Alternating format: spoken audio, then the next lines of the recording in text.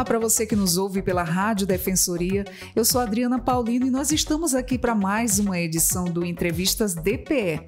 Hoje nós vamos falar aqui. A Unicef alerta para índices elevados de violência sexual e letal contra a criança e jovens em Roraima. Nesta edição do nosso podcast Entrevistas DPE, nós recebemos o oficial de proteção da Unicef em Roraima, o Luiz Bittencourt, para falarmos sobre dados do panorama da violência letal e sexual contra as crianças e adolescentes no Brasil, que relevou aí em outros problemas, o que o Estado ultrapassa a taxa nacional de casos de violência sexual contra a criança na faixa etária aí entre os 10 e 14 anos.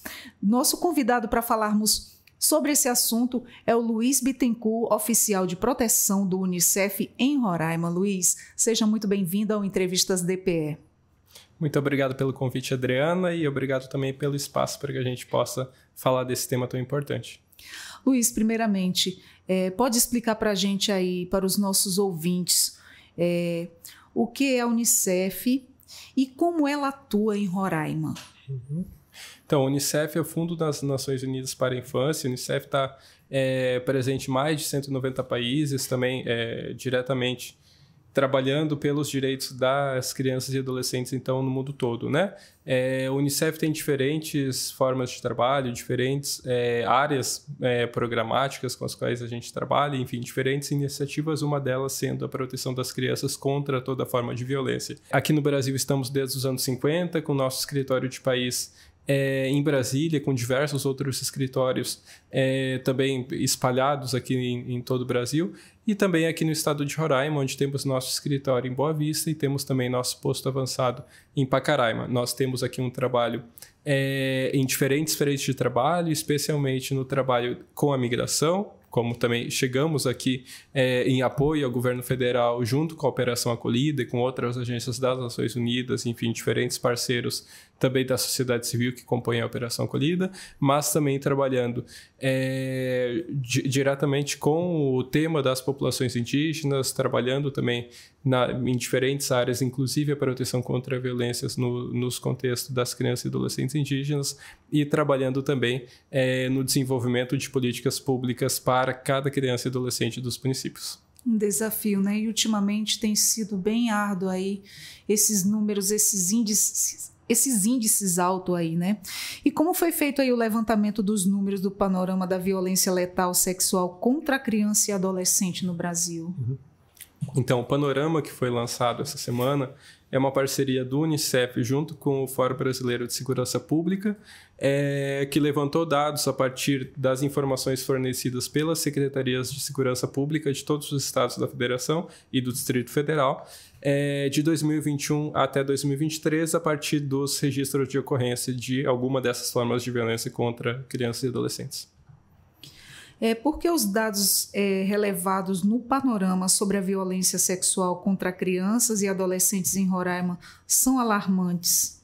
A gente tem falado que, de uma forma geral, os dados de violência sexual em todo o país são muito alarmantes, né? São mais de 165 mil crianças e adolescentes que foram vítimas dessa forma de violência entre 2021 e 2023, então um número muito alto e que vem numa crescente. Aqui no estado de Roraima, essa proporção também é muito grande, foram 1.500 casos nessa sequência de 3 anos, né?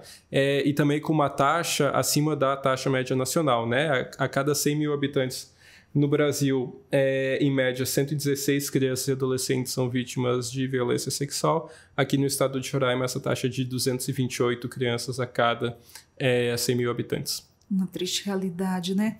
E por que aí as taxas de violência sexual são ainda maiores contra as crianças de 10 a 14 anos? Os dados do Panorama apontam exatamente para essa faixa etária como sendo a principal faixa etária que sofre com a violência sexual, né? E aí a gente lembra também das definições de estupro de vulnerável do Código Penal brasileiro, né? Se a gente for olhar os dados, a gente vai ver que 13 anos de idade atinge o pico, né, de registro de ocorrências de violência sexual, onde está caracterizado aquele estupro de vulnerável. Então, essa é a principal faixa etária que é vítima desse crime, embora a gente também esteja alertando que nas outras faixas etárias, incluindo na primeira infância, mais crianças e adolescentes têm sido vítimas dessa violência. A situação de vulnerabilidade social em que se encontra uma parte das crianças e adolescentes em Roraima também é um agravante desses números, certo? O estudo tem diversas conclusões, né? Uma delas é que precisa se trabalhar principalmente com as normas, ou trabalhar para se criar um ambiente que elimine as normas discriminatórias de gênero, que também facilitam esses ambientes de ocorrência de violência sexual. E, além disso, fortalecer os sistemas de proteção que devem ser muito bem estruturados exatamente para poder garantir que aquelas crianças e adolescentes que passam por essa forma de violência tenham uma resposta e para garantir também que a prevenção chegue, né? Então, eu diria que a criação de um ambiente, de um entorno protetivo é o que pode transformar essa realidade. Como a gente vê nos dias de hoje, Luiz, famílias assim que se destroem, né? Aí as pessoas vão constituir outras famílias. E daí não é o mesmo pai, e vem a vulnerabilidade, aquela situação da extrema pobreza, e vem aquela situação onde também o pai bebe, o pai não é o mesmo pai. Assim, esse mix de mistura, essas coisas todas, eu acho que isso tudo acarreta, não é? Então, o estudo também tem como uma das conclusões a necessidade de aprofundar também o conhecimento e o registro de informações como um todo sobre essa intersecção da violência doméstica e das violências sexuais contra as crianças e adolescentes, né? Então existe, claro, um cruzamento muito grande de diversas formas de violência e é claro que essa violência acontece principalmente no âmbito doméstico, né?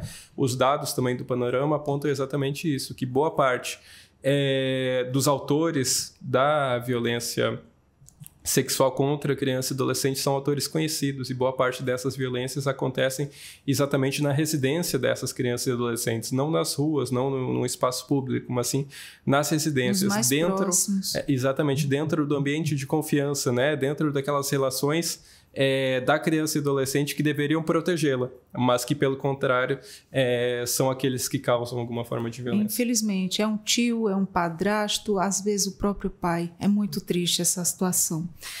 Quais são os prejuízos uma criança ou adolescente que passa aí por uma situação de violência sexual nessa idade, ele pode enfrentar ao longo da vida?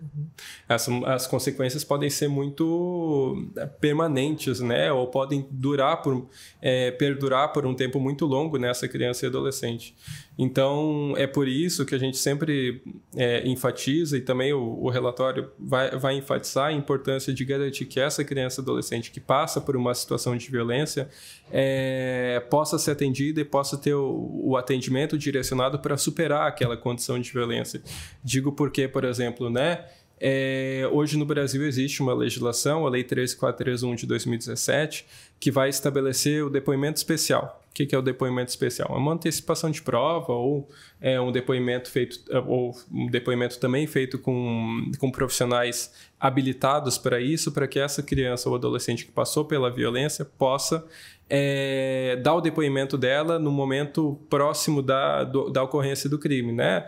Então, isso significa que num processo judicial que pode levar muitos anos, essa criança ou adolescente pode prestar seu depoimento desde já e não precisar daqui a 5, 6 anos, quando acontecer efetivamente uma audiência de instrução e julgamento, voltar a depor e aí reviver essa violência, né? E além disso, com isso também garante que ela preste esse depoimento perante profissionais especializados e não tenha que ficar na mesma sala de audiências que quem cometeu essa violência, né?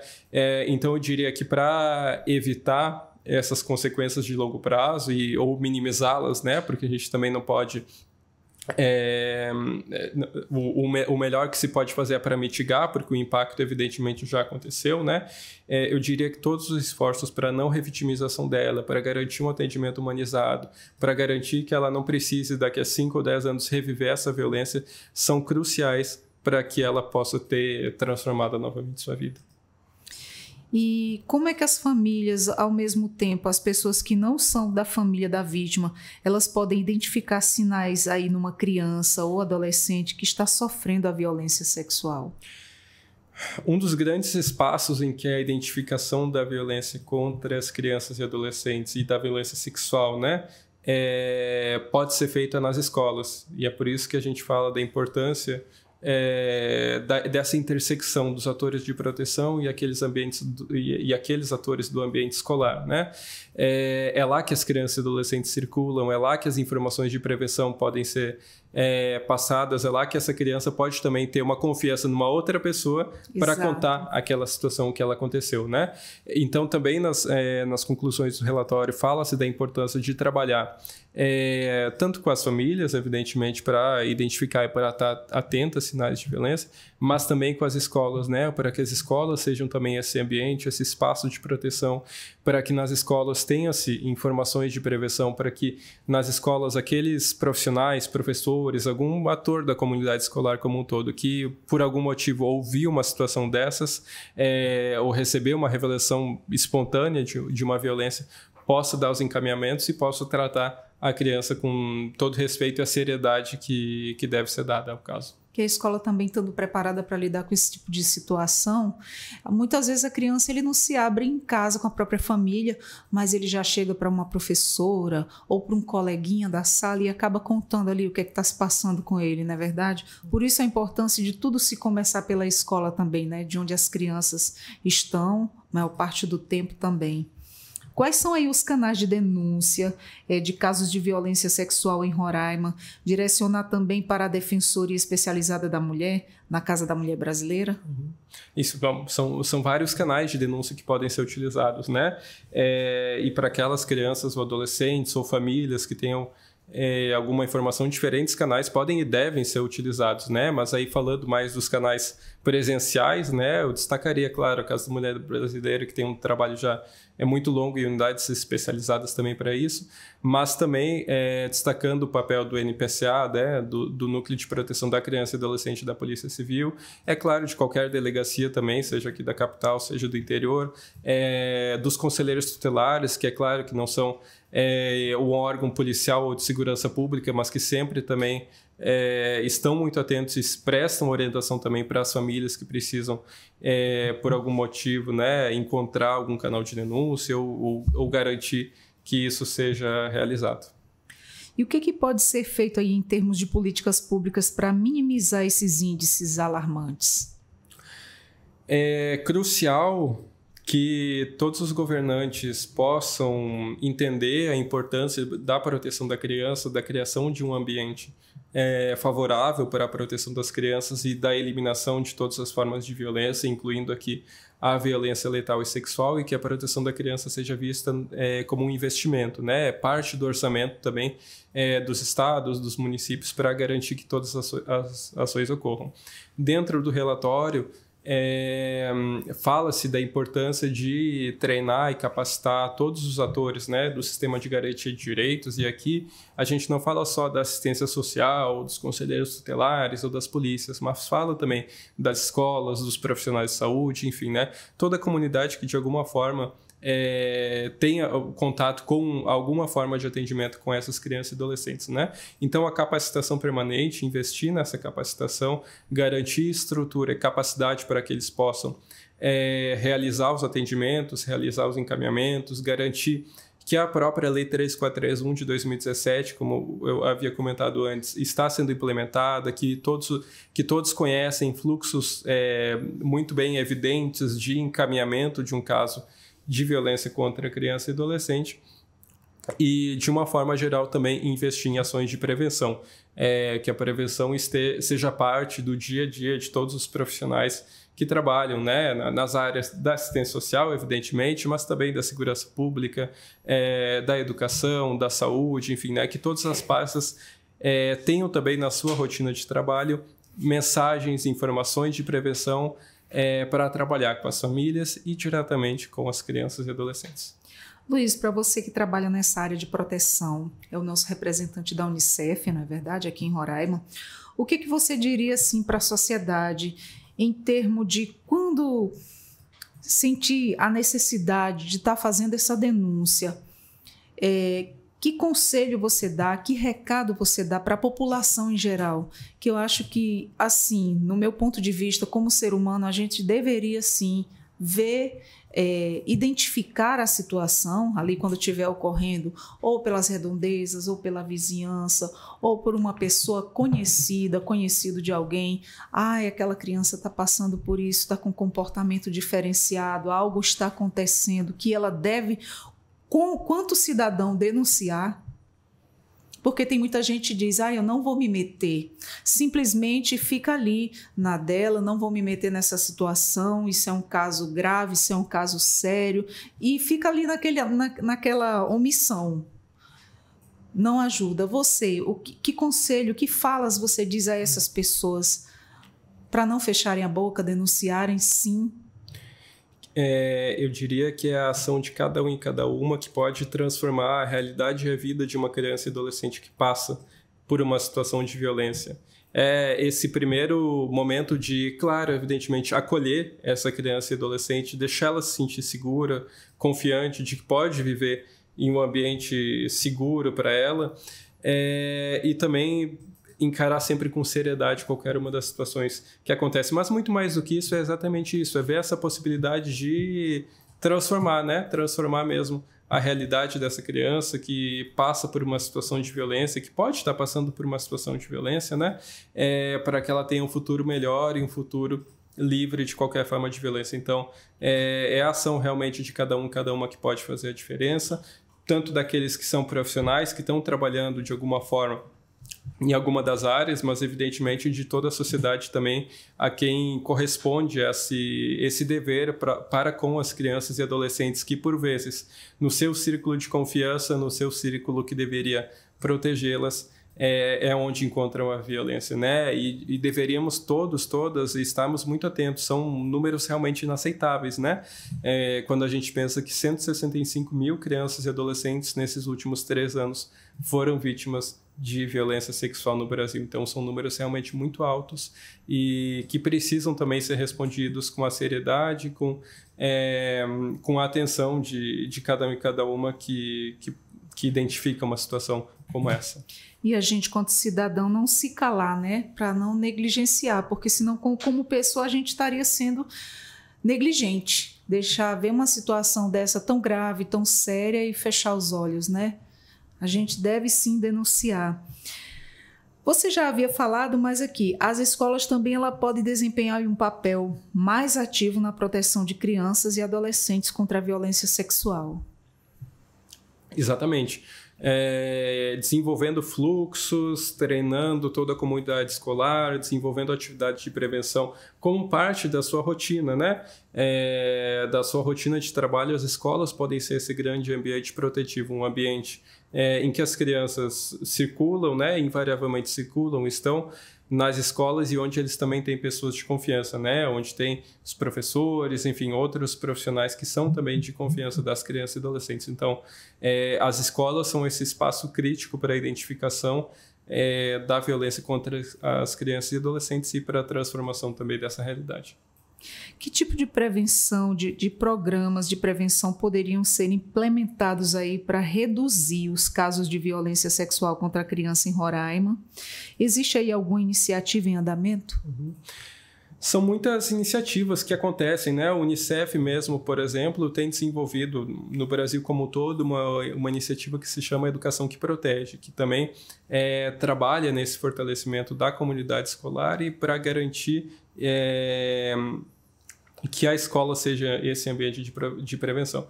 Mas, de uma forma geral, é essencial que na escola as crianças e adolescentes possam receber informações confiáveis, possam saber quais são seus direitos, inclusive seus direitos de ser protegida contra essas formas de violência e de saber que se acontecer alguma dessas formas de violência, ela tem para quem relatar, ela pode procurar uma pessoa da escola, ela pode procurar um conselheiro tutelar, ela pode procurar, enfim, qualquer um profissional que faça parte desse fluxo e que possa também auxiliá-la a superar essa condição de violência. Então, garantir que se ela passa por uma situação de violência, ela possa ter confiança de que ela vai sair dessa situação. Eis a grande importância também da prevenção, começar também pelas escolas, né? E o que a Unicef considera que são desafios na implementação aí de mudanças efetivas em Roraima, mas também a nível nacional? Nós estamos numa fase de avanços, né, na implementação da Lei 3431 de 2017. Uma das iniciativas do Unicef também, em vários estados da federação, incluindo aqui no estado de Roraima, com os municípios, desenvolver ações para a implementação dessa lei. Então, muitos municípios, por meio do selo Unicef, que é essa grande plataforma também de trabalho no desenvolvimento de políticas públicas, muitos dos municípios criaram seus comitês gestores da Lei 3431.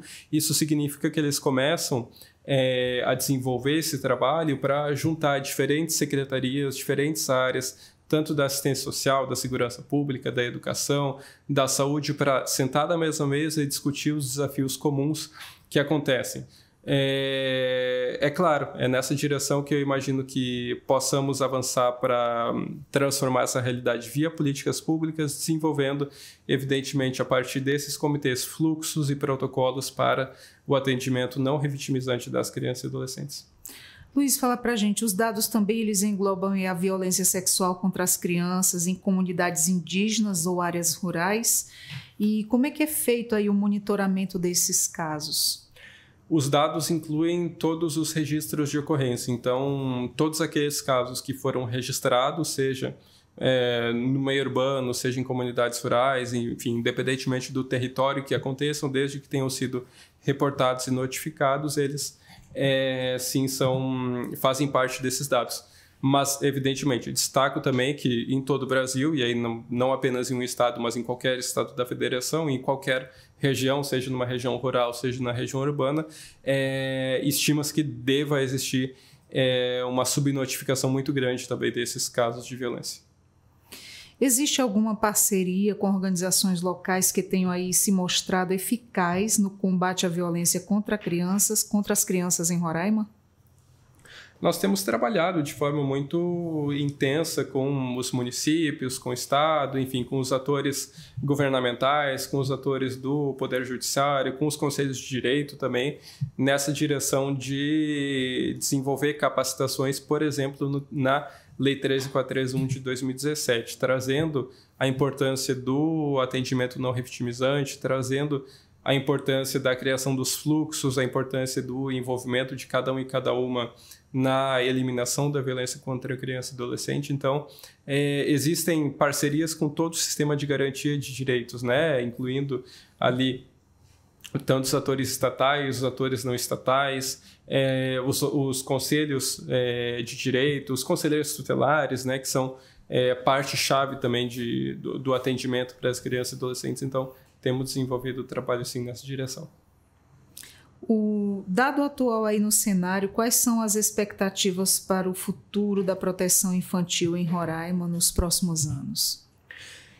As expectativas é que, sabendo dos desafios, sabendo dos números elevados de violência sexual contra crianças e adolescentes, possamos desenvolver, com todos os atores que compõem esse sistema de garantia de direitos, possamos desenvolver iniciativas para eliminar essa forma de violência, iniciativas que finalmente possam assegurar que a prevenção aconteça em todas as áreas de trabalho, assegurar que todos os profissionais que passam de alguma forma ou que fazem o atendimento das crianças e adolescentes possam estar preparados para reagir a uma situação de violência e para dar uma resposta e encaminhamentos para essa criança e adolescente dentro de todos os fluxos estabelecidos. Então, a expectativa é essa. A expectativa é que, sabendo da realidade, sabendo dos desafios, tenhamos aí uma participação, tenhamos essa mobilização e, evidentemente, esse resultado dessa indignação, que eu sei que todos e todas têm, né, quando vêm esses dados, possamos desenvolver mais iniciativas e sempre dialogarmos para encontrar soluções para a eliminação dessa forma de violência. Luiz, algo mais a nos acrescentar para a gente estar finalizando aqui o nosso bate-papo? Algo mais que você queira falar, que eu não te perguntei? Algum recado para os nossos ouvintes? Bom, de forma final, agradecendo também pelo espaço, pela atenção, nessa direção exatamente do que a gente estava falando de todo mundo se implicar e entender a importância desse tema, destacaria também exatamente a urgência de que os governantes possam fazer mais investimentos na resposta à violência contra as crianças e adolescentes e na prevenção de qualquer forma de violência. Então, destacamos como resultado também desse estudo a importância de que os governantes implementem políticas eficientes, aloquem recursos e que façam parte também dessa responsabilização coletiva para que a gente possa transformar essa realidade, para que logo adiante a gente possa não estar falando desses números altos, mas a gente possa estar falando de como, trabalhando conjuntamente, todos conseguiram mudar esse cenário e criar um ambiente seguro para as crianças e adolescentes. Com certeza. Bom, nós conversamos aqui com o Luiz Bittencourt, ele é oficial de proteção do Unicef em Roraima. Nós tivemos aí esse bate-papo sobre os índices elevados de violência sexual e letal contra criança e jovens em Roraima. Infelizmente, um número alarmante aí, mas que todos os órgãos aí se mobilizando para que tenha aí uma saída e que nós não voltemos a falar nesses índices aí elevados, porque de certa forma é muito triste, né, falarmos sobre isso, mas enfim, é um alerta e que você aí cuide bem do seu filho, cuide bem da sua filha, fique atento aí a cada passo dele, não tire o olho e que as escolas estejam cada vez mais preparadas para lidar com essa situação, porque, enfim, é triste demais. Luiz, obrigada por ter aceito o nosso convite ao Entrevistas DPE. Estaremos sempre de portas abertas aqui a todas as informações. Muito obrigada. Muito obrigado. Então, eu sou Adriana Paulino. Para mais uma edição do Entrevistas DPE, nós ficamos por aqui. Até a próxima. Tchau, tchau.